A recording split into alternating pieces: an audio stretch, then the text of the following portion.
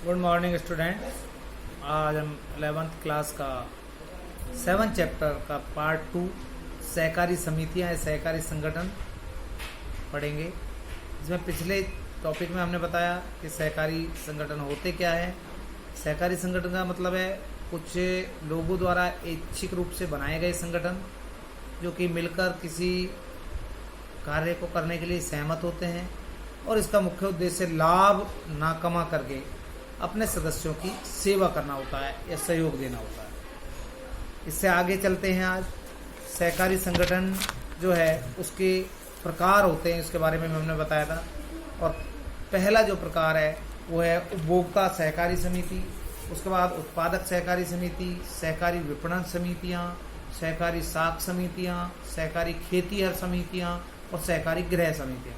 यानी ये अलग अलग टाइप होते हैं जो अलग अलग प्रकार के व्यक्तियों द्वारा बनाए जाते हैं। जैसे कुछ उपभोक्ताओं द्वारा बनाई जाती हैं, कुछ उत्पादकों द्वारा बनाई जाती हैं जो छोटे छोटे होते हैं, कुछ किसानों द्वारा बनाई जाती हैं, कुछ धन की आवश्यकता महसूस करने वाले व्यक्तियों द्वारा बनाई जाती है। तो इससे अलग अलग होती है। उनमें से पहला जो आज हम पढ़ेंगे, लिखने का तरीका जो है, ये एक टेबल सी दे रखी है आपकी बुक में, इसको डायरेक्ट सीधे सीधे लिखेंगे पैरे में।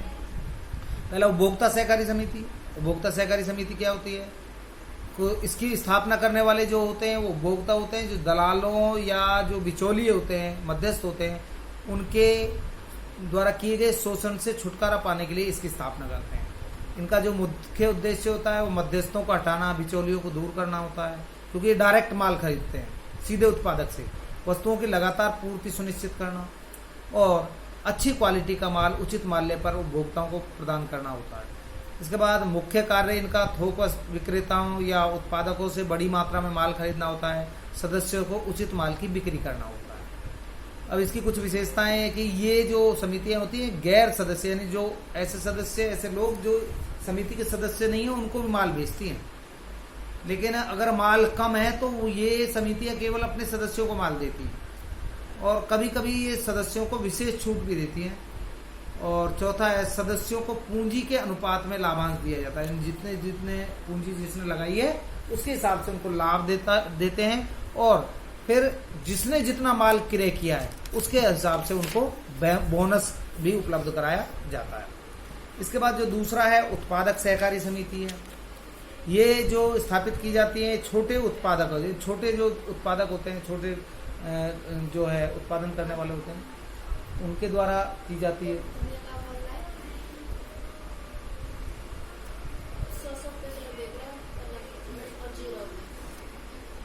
छोटे उत्पादक जो उत्पादन सामग्री की प्राप्ति व उत्पादन की बिक्री में कठिनाई महसूस करते हैं। आप जानते हैं कि छोटे उत्पादक जो होते हैं ना, वो बड़े के सामने नहीं टिक पाते। भाई उन्हें कम माल चाहिए, महंगा मिलता है, घटिया क्वालिटी का मिलता है, तो उन्हें बहुत सी कठिनाइयों का सामना करना पड़ता है। तो उन छोटे उत्पादकों द्वारा ये मिलकर बनाई गई समिति है।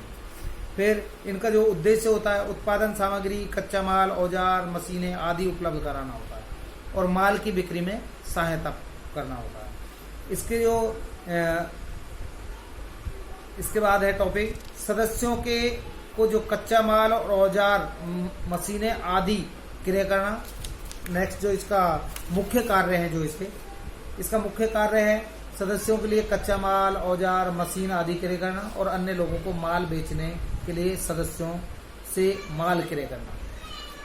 कुछ अन्य विशेषताएं, उत्पादन सामग्री के प्रबंध और बिक्री समस्याओं से निश्चित होने के कारण छोटे उत्पादक अब उत्पादन क्रियाओं पर पूरा ध्यान लगा सकते हैं। अब टेंशन उनके सामने खत्म हो जाती है। इसके बाद तीसरा है सहकारी विपणन समितियां। ये जो होती है, इनकी स्थापना जो है छोटे उत्पादन और दस्तकार, यानी ऐसे लोग जो हाथ से वस्तुओं का उत्पादन करते हैं, ठीक है, छोटे छोटे दस्तकार होते हैं, वो उत्पादन को अकेले उचित लाभ पर बेचने में कठिनाई महसूस करते हैं, उनके द्वारा की जाती है। इसका जो उद्देश्य है सदस्यों को नियमित बाजार उपलब्ध करवाना होता है और सदस्यों को मध्यस्थों के शोषण से बचाना होता है। इसके जो कार्य हैं वो सदस्यों से माल इकट्ठा करना, यानी सारे जो छोटे उत्पादक हैं उनसे माल इकट्ठा करते हैं। इकट्ठे किए गए माल को उचित मूल्य पर बेचना होता है, क्योंकि जब छोटा छोटा उत्पादक माल उत्पादन करता है तो इकट्ठा हो जाता है वो बहुत सारा सबका, और इकट्ठा जब बेचते हैं तो उसको बेचने में ईजी होता है। इसके बाद है व्यापारिक व्यवहार में आने वाली कमी को का ध्यान रखते हैं, अर्थात कम माप तोल द्वारा लेखे में तथा लेखे में गड़बड़ ना होने देना, ये कार्य करते हैं। इसकी कुछ विशेषताएं, इनमें सौदेबाजी की क्षमता बढ़ जाती है। भाई ज़्यादा माल होता है तो ये भी इजीली जो है बार्गेनिंग जो है कर सकते हैं। इसके बाद है आपका कभी कभी ये समितियां सदस्यों को वित्तीय सहायता प्रदान करती हैं, जैसे ये यातायात, भंडार गृह, पैकिंग, विपणन, अनुसंधान की सुविधा प्रदान करते हैं। विक्रय से प्राप्त धनराशि से खर्चे और कोष आदि की राशि काटकर शेष धन को सदस्यों के माल के अनुपात में बांट दिया जाता है। इसके बाद नेक्स्ट है सहकारी साख समिति। साख का मतलब है क्रेडिट। अन्य लोग इनकी स्थापना जो करते हैं, अन्य लोग जिनकी वित्तीय साधन सीमित होते हैं वो करते हैं, जिनके फाइनेंशियली स्थिति कमजोर होती है। इनका जो उद्देश्य है सदस्यों को साहूकारों के चंगुल से छुटकारा दिलाना है और सदस्यों में बचत की आदत डालना और प्रोत्साहित करना। और इनके जो कार्य हैं, जमा स्वीकार करना, सदस्यों को उचित ब्याज की दर पर आसान शर्तों पर ऋण देना होता है। और इसकी जो विशेषताएं हैं, इन समितियों के कोष के 3 स्रोत होते हैं, यानी इनको जो पैसा मिलता है, धन इकट्ठा होता है, वो कहाँ से मिलता है। अंश पूंजी से जो सदस्य हैं पैसा लगाते हैं, एक तो उससे सदस्यों द्वारा जमा किया गया धन, बहुत से इसमें सदस्य अपने लगाए गए धन से अलग भी जमा करते रहते हैं जिस पर उन्हें ब्याज मिलता है, और बाहरी लोग भी कुछ धन जमा करते रहते हैं। और कभी कभी ये समितियां गैर सदस्यों को भी ऋण प्रदान करती हैं। इसके बाद जो नेक्स्ट है आपका सहकारी खेतिहर समितियां। तो इनकी स्थापना छोटे किसान जो मितव्ययी ढंग से कृषि करने में असमर्थ होते हैं, मितव्ययी मतलब बचतपूर्ण ढंग से, जिनका कृषि का कार्य महंगा पड़ता है क्योंकि खेत के आकार छोटे हैं, वो मिल करके इकट्ठा खेती का काम करते हैं। इसका जो उद्देश्य है बड़े पैमाने के कृषि की मितव्ययता प्राप्त करना, क्योंकि आप जानते हैं कि जब 10-20 लोग इकट्ठे किसान हो जाएंगे और उनकी भूमि इकट्ठी हो जाएगी तो उस पर खेत सिंचाई का काम और कटिंग का काम, बोने का काम, ये सारा जो है सस्ते में हो जाता है। अब इसके जो कार्य है सदस्यों की भूमि के छोटे छोटे टुकड़ों को इकट्ठा करना होता है और आधुनिक कृषि यंत्र उपलब्ध कराना होता है और उच्च क्वालिटी का बीज और खाद उपलब्ध कराना। अब ये जो सदस्य होते हैं सहकारी खेतिहर समिति के, इनके जो विशेषताएं, ये समितियां सदस्यों को भूमि के छोटे छोटे टुकड़ों पर खेती करने में होने वाली हानियों से छुटकारा दिलाने में अहम भूमिका निभाते हैं। और लास्ट है सहकारी समितियां, सहकारी गृह समितियां। सामान्यतः लोग जो रिहायशी मकान प्राप्त करना चाहते हैं, ये इनकी स्थापना उनके द्वारा की जाती है। सदस्यों को रिहायशी मकान या प्लॉट उपलब्ध कराने का ये काम करते हैं। और इसके जो कार्य हैं, भूमि क्रय करना, भूमि का विकास करना, मकानों का निर्माण करना, मकान सदस्यों को अलॉट करना, और यदि मकानों के स्थान पर प्लॉट दिए जाने हैं तो प्लॉटों का आवंटन करना। इसकी जो अन्य विशेषताएं, ये समितियां प्राय बड़े शहरों में स्थापित होती हैं। इन्हें भूमि रियायती दर पर प्राप्त होती हैं। समितियों के मकानों में प्राय सभी आधुनिक सुविधाएं उपलब्ध होती हैं और कुछ सहकारी समितियां अपने सदस्यों को मकान बनाने के लिए सस्ती दर पर ऋण भी प्रदान करती हैं। तो इस तरह से सहकारी समितियों के जो है ये आपके प्रकार हो गए जिन्हें आप करेंगे। और इसके बाद है जो नेक्स्ट टॉपिक आपका, वो है सहकारी समिति के लाभ। अब हम लाभ पढ़ेंगे सहकारी समिति के क्या क्या लाभ। तो देखिए, सहकारी समिति, विभिन्न सहकारी समिति या सहकारी समितियां अपने अपने सदस्यों को अलग अलग लाभ देती हैं, प्रदान करती हैं। फिर भी कुछ ऐसे सामान्य लाभ जो सभी सहकारी समितियों से उसके सदस्यों को होते हैं, उनका वर्णन हम करते हैं। पहला, सरल स्थापना। तो सहकारी समिति एक ऐच्छिक संगठन के रूप में सरलता से स्थापित किया जाता है, अर्थात सहकारी समिति की जो स्थापना है वो ऐच्छिक लोगों के द्वारा आसानी से की जा सकती है। कोई भी 10 व्यक्ति जो वयस्क हो, वयस्क का मतलब 18+ हो, 18 साल से ज्यादा एज के हो, वो सहकारी समिति के रजिस्ट्रार से पंजीकरण समिति का करवा सकते हैं, ठीक है, और सहकारी समिति की स्थापना कर सकते हैं। इसके लिए कोई विशेष मुश्किल या महंगी वैधानिक कार्यवाही की आवश्यकता नहीं होती। वैधानिक कार्यवाही में कोई कानूनी फॉर्मेलिटी बहुत ज्यादा पूरा नहीं करनी है। इसका सीमित दायित्व, इस संगठन में सदस्यों का दायित्व उनके अंशों या उनके द्वारा दी गई गारंटी तक सीमित होता है। अर्थात जितना उसने हिस्सेदारी या अंश लिए हैं या जितनी उसने गारंटी दी है वहां तक उसको लॉस उठाना पड़ेगा। स्थायित्व, पृथक वैधानिक अस्तित्व होने के कारण सहकारी समिति में सदस्यों का स्थायित्व का गुण पाया जाता है। अर्थात सहकारी समिति के सदस्यों के मरने, पागल होने, ठीक है, छोड़कर जाने आदि का कोई प्रभाव नहीं पड़ता। मीन्स मान लो एक समिति के 20 सदस्य और उनमें से एक आध मर भी जाता है, कोई पागल हो जाता है, तो इसका सदस्यों पर समिति पर कोई प्रभाव नहीं पड़ेगा। समिति जैसे चलती आई है वैसे चलती रहेगी। इसका प्रजातांत्रिक प्रबंध, सहकारी समिति में प्रतिनिधियों का जो चुनाव होता है, प्रधान इत्यादि, उप प्रधान इत्यादि का जो चुनाव होता है, एक सदस्य एक मत के आधार पर होता है, यानी हर सदस्य को एक वोट डालने का अधिकार होता है। इनका क्षेत्र सीमित होने के कारण लगभग सभी सदस्य सभाओं में उपस्थित होकर अपने विचार प्रस्तुत करते हैं और ठीक है, सभाओं में प्रॉक्सी की अनुमति नहीं होती, अर्थात सभाओं में तानाशाही की अनुमति नहीं होती। इसके बाद कम क्रियात्मक खर्च, यानी चलाने में फंक्शनल जो ऑपरेटिंग खर्चे वो कम होते हैं। प्राय सहकारी समितियों के प्रशासनिक खर्चे बहुत कम होते हैं क्योंकि अनेक सदस्य बिना कुछ प्रतिफल लिए ही प्रबंधकीय सेवाएं प्रदान करते हैं। ठीक है, यानी जो चलाने वाले हैं वो बिना कुछ लिए ही इसकी सेवा करते हैं या चलाते हैं। समितियों को विक्रय बढ़ाने के लिए विज्ञापन आदि की जरूरत नहीं होती क्योंकि ज्यादातर आपको मालूम है कि सदस्य ही इसका माल खरीदते हैं, तथा लगभग सारा विक्रय नगद होने के कारण डूबत ऋण, मतलब इसका पैसा डूबने से इसकी हानि भी नहीं होती है। इसके बाद कर लाभ। कर लाभ क्या है? सहकारी जो समिति होती है, सहकारी समिति को अपनी आय पर आयकर में छूट दी जाती है, यानी टैक्स में छूट मिलती है। इसको स्टैंप ड्यूटी, रजिस्ट्रेशन फीस आदि में भी छूट मिलती है।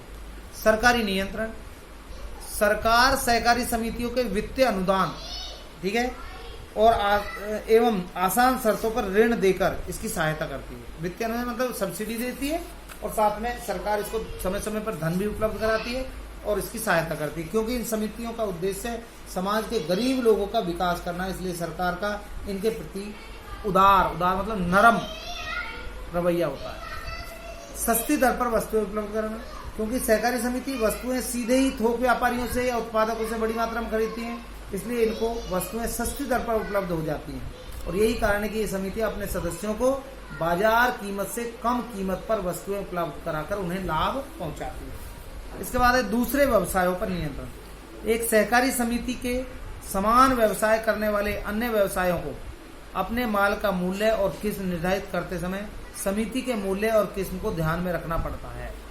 अर्थात मान लीजिए आपके बराबर में कोई और व्यवसायी भी है, तो जब वो माल बेचेगा और क्वालिटी निर्धारित करेगा तो उसको ये उसकी देखनी मजबूरी हो जाती है कि सहकारी समिति कैसा माल बेच रही है, कितने पे बेच रही है। क्योंकि अगर आपके पड़ोस में भी, यानी यूं कहिए कि सहकारी समिति के पड़ोस में कोई दुकान चल रही है, कोई बिजनेसमैन अपना व्यवसाय करे बैठा है और वो महंगा देता है, तो लोग सहकारी समिति से खरीदेंगे, उससे नहीं खरीदेंगे। और अगर वो घटिया क्वालिटी की देता है तो भी सहकारी समिति से खरीदेंगे, उनसे नहीं खरीदेंगे। इसलिए उन्हें सहकारी समिति के लेवल में अपने माल की गुणवत्ता को और प्राइस को बनाए रखना पड़ता है, जिसके फलस्वरूप वे वस्तुओं का अधिक मूल्य लेकर उपभोक्ताओं का शोषण नहीं कर सकते। तो यहाँ तक ये कर सकते हैं। इसके बाद आर्थिक विकेंद्रीकरण। सहकारी समिति ने देश के धन को बड़े बड़े व्यवसायियों के हाथों में इकट्ठा होने से बचाया, क्योंकि आपको मालूम है छोटे लोगों, गरीब लोगों के द्वारा बनाए गए संगठन, इससे सारा पैसा बड़े व्यवसायियों पर ना जाकर छोटे लोगों पर भी होता है। व्यवसायी पहले उपभोक्ताओं को अधिक विक्रय मूल्य लेकर एकाधिक लाभ कमाते थे पहले समय में और धन जमा करते थे, लेकिन अब यह प्रवृत्ति समाप्त हो गई है, क्योंकि अब कुछ मध्यम वर्गीय निर्धन व्यक्ति भी एक साथ मिलकर के बड़े व्यवसाय की स्थापना कर सकते हैं। अब इसके कुछ दोष भी हैं, सीमाएं। जैसे सहकारी समिति के दोष निम्न है। जो पहला है पूंजी की कमी। जैसे आपको बताया कि इनकी स्थापना गरीब लोगों के द्वारा की जाती है। सहकारी समिति के सदस्य प्राय वित्तीय रूप से कमजोर होते हैं और सीमित क्षेत्र में रहने वाले व्यक्ति होते हैं, अतः ये लोग एक सहकारी समिति में सीमित पूंजी ही लगा पाते हैं। दूसरी ओर लाभांश की सीमित दर और एक सदस्य एक मत का सिद्धांत भी इनमें विनियोग को हतोत्साहित करता है। अगला है अकुशल प्रबंध। जैसा आपको बताया कि सहकारी समिति का जो प्रबंध है वो समिति के सदस्यों के द्वारा ही किया जाता है, जो बहुत ज्यादा ट्रेंड नहीं होते, यदि इन्होंने कोई ट्रेनिंग नहीं ली होती, और अनट्रेंड और अप्रशिक्षित व्यक्तियों के द्वारा जो समिति का संचालन है वो बहुत ज्यादा कुशलता के साथ नहीं किया जा सकता। अकुशल प्रबंध का दूसरा कारण है कि फिर दूसरा कारण ये भी है कि सहकारी समिति के सदस्य इसका प्रबंध संचालन करते हैं और वो बिना किसी वेतन के करते हैं। ये आप भी जानते हैं कि कोई भी जो व्यक्ति बिना किसी वेतन के काम करेगा वो जो है बहुत ज्यादा समर्पित नहीं हो सकता, ठीक है। और जो धार्मिकता के भाव में आकर प्रबंध समिति के सदस्य तो बन जाते हैं, लेकिन प्रतिफल के अभाव में समिति के कार्य में फिर वो बहुत ज्यादा रुचि भी नहीं लेते हैं, ठीक है। इसके बाद है नगद विक्रय। नगद विक्रय में क्या है? नगद विक्रय सहकारी समिति का लाभ है, ठीक है। लाभ भी है और हानि भी। कैसे? इसके सदस्य प्राय गरीब लोग होते हैं जिन्हें उधार की माल खरीदने की आवश्यकता होती है, लेकिन ये ज्यादातर नगद देती है। यद्यपि सहकारी समिति उनको कम मूल्य पर माल उपलब्ध कराती है, लेकिन उधार सुविधा ना होने के कारण उन्हें अन्य व्यवसायी के चंगुल में फंसना ही पड़ता है। यानी मान लीजिए सहकारी समिति से उधार नहीं मिल रहा, बेशक वो सदस्य है, लेकिन बाहर से मिल रहा है तो बाहर से लेना पसंद नहीं करेंगे। इसके बाद है राजनीतिक हस्तक्षेप। कहता है कि क्योंकि सहकारी समिति में सरकार का धन भी लगा होता है, पीछे हमने बताया कि एड देती है सरकार, सहायता है, इसलिए सरकार इन पर नियंत्रण के उद्देश्य से प्रबंधकीय समिति में अपने सदस्य मनोनीत करती है। यानी कुछ सदस्य इनमें सरकार के भी शामिल हो जाते हैं मैनेजमेंट कमेटी में।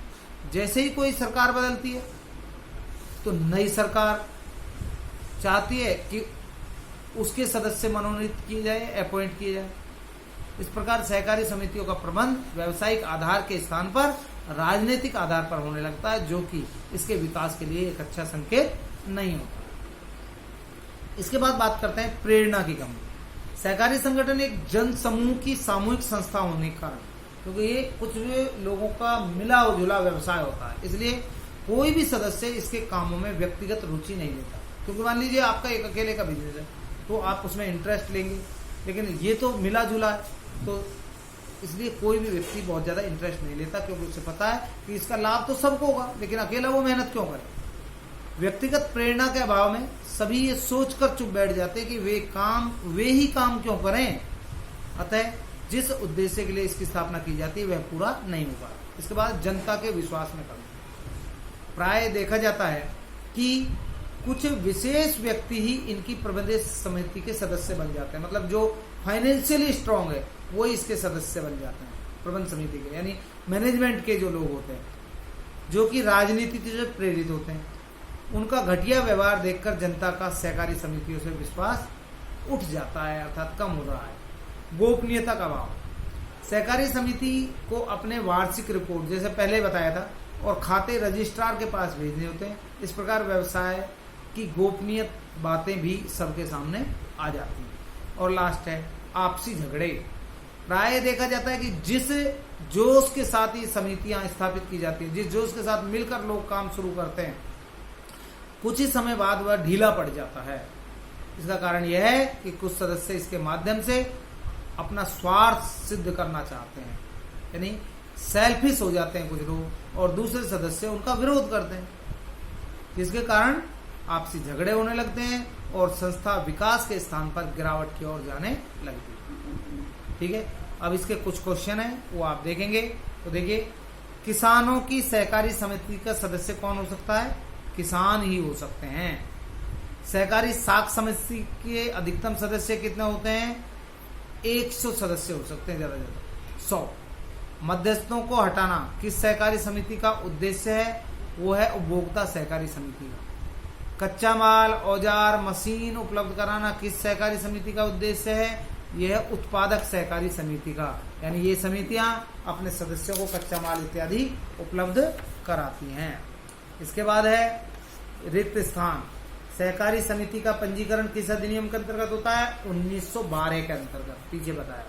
सहकारी समिति के कुल अतिरिक्त मतलब अतिरिक्त जो पूंजी है उसका भाग कानून के अनुसार सामान्य कोष में कितना डालना होता है? 1/4, पीछे हमने पढ़ा था। 1/4 हिस्सा उन्हें सामान्य कोष यानी जनरल रिजर्व में डालना होता है।